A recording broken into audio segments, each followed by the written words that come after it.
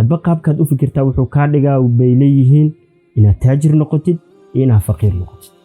muddo gaaban kadib qofka taajirka awal ahaa taajirnimadiisa ayuu ku soo laabanaa, halka qofka faqiirka ahaa faqiirnimadiisa uu ku soo laabanaa. halka qofka taajirka uu ku fikiraayo lacagta jeebkiisa ka baxaysa ama accountkiisa ka baxaysa mid lacag kala keenaysa.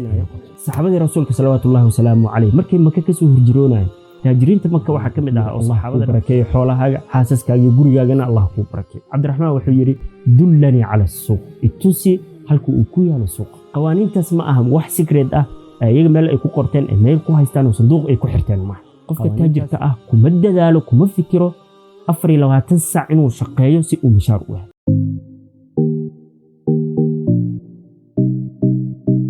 السلام عليكم. انت ugu badan taajiriinta ama buwaagta ay qoreen markaad gidgidisid waxa ku soo baxayo in lacagta sameynta lacagta la sameynayo ay tahay qaab fikirka qofka bini aadamka u fikiro. hadba qaabkaad u fikirtaa wuxuu ka dhigaa bay leeyihiin inaad taajir noqotid iyo inaad faqiir noqotid.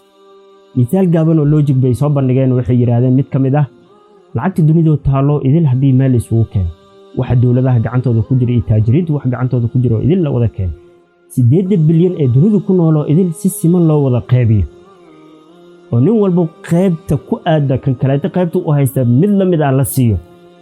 muddo gaaban kadib qofka taajirka awal ahaa taajirnimadiisa ayuu ku soo laabanaa, halka qofka faqiirka ahaa faqiirnimadiisa uu ku soo laabanaa.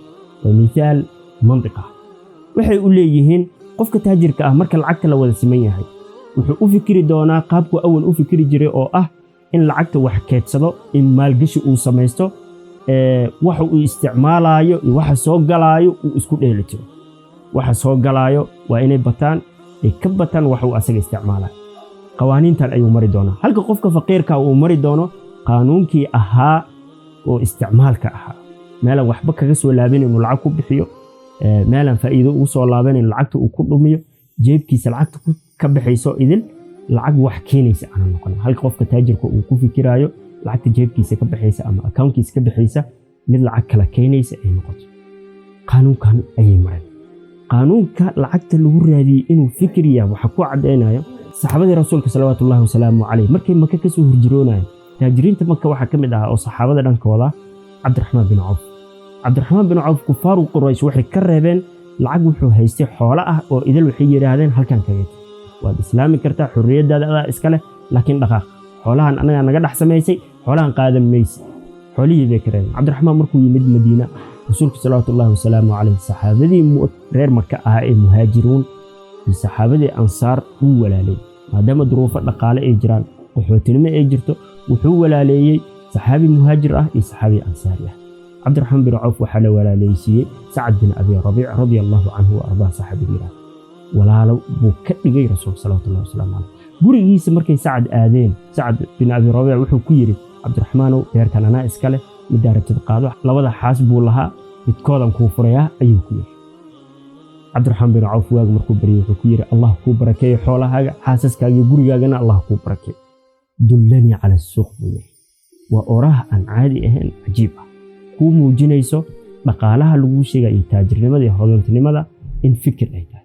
Cabdiraxmaan wuxuu yiri dullanii cala suuq, itusi halka uu ku yaalo suuq. suuqa la tusiyay Cabdiraxmaan bin Cawf suuq xoolaha la tusiyay.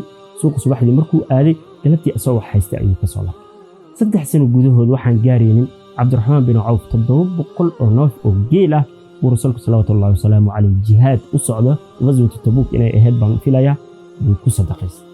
700 oo noof 1500 oo faras ku dhawaadna waa bixiyay. bal u fiirso Cabdiraxmaan qawaaniinta ganacsiga ayuu yaqaanay. daarta ninkaana muusan qaadanin, xoolaha ninkan u soo bandhigayna muusan aqbalin, laakiin wuxuu yaqaanay qawaaniinta ganacsiga loo maro, qawaaniinta taajirnimada loo maro, qawaaniinta birlab ahaan bay u yaqaanaan taajiriinta qawaaniinta lagu soo qabto lacagta. qawaaniintaas ma aha wax secret ah ayaga meel ay ku qorteen ee meel ku haystaan oo sanduuq ay ku xirteen ma.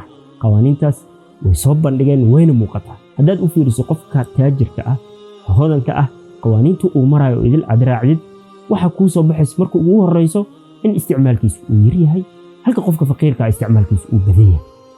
sidoo kale in keedsi uu ku xijinaa uu keedsana waxa soo maro idil percentage kamid ah keedsi uu ku dadaala.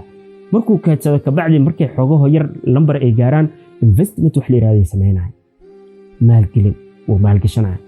haddaad u baahan tahay inaad taajir noqotid oo nolol ahaan maadi inaad isbedeshid aad rabtid waa in aad ku fikirtaa qaabkay lacagta kugu shaqayn lahayd. qaabka u shaqayn lahayd maaha adiga. qofka taajirka ah kuma dadaalo kuma fikiro 24 saac inuu shaqeeyo si uu mishaar u helo. 30 maalin si uu u shaqeeyo si mishaar yar loo siiyo kuma fikiro. wuxuu ku fikiraa inuu maalgashi sameeyo ay lacagta u shaqaysanayso. halka qofka faqiirka ah uu ku fikiro mishaarka oo kaliya ku qanacsan. fikirkaaga bedel si uu wax kaaga bedelo. fikirkaaga bedel si sanadkii hore nolosha aad ku jirtid ay sanadkan wax iska bedelaan. wassalaamu calaykum.